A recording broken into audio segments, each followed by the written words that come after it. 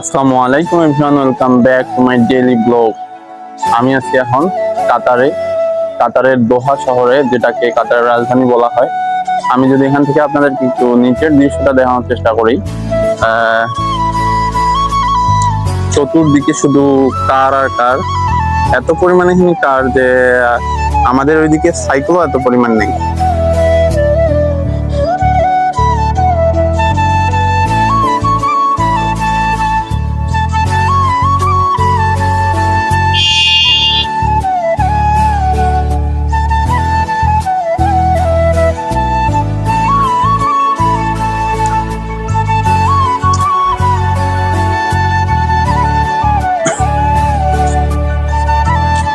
তো গাইস, চলুন আমরা এখন নিচের দিকে একটু যাই, নিচ থেকে একটু আপনাদেরকে ঘুরে ঘুরে দেখাই কাতার দোহা শহরটাকে।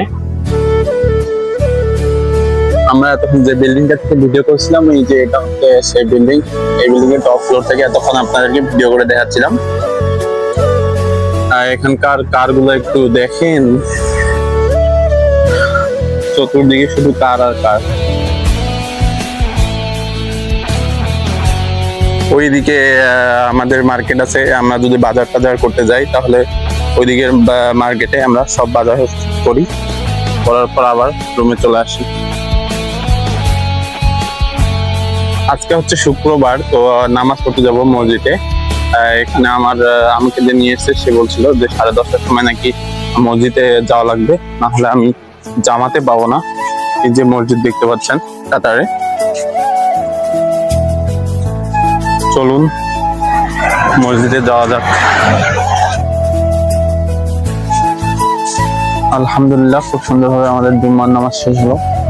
শেষ হওয়ার পরে এখন বাসার দিকে যাচ্ছি, কিন্তু খুতবার সময় খুতবাটা দিচ্ছে আরবি দিয়ে, আমি কিছু বুঝতে পারি না, কিন্তু সবার শেষে একজন বাঙালি সবকিছু বুঝে দিয়েছে। সেখান থেকে কিছুটা ধারণা পেয়েছি, বুঝতে পেরেছি। তো এই ছিল আমাদের আজকের ব্লগ। ভিডিওটা আশা করি আপনারা ভিডিওটা এনজয় করেছেন। দেখা হবে অন্য কোনো ব্লগে। আসসালামু আলাইকুম।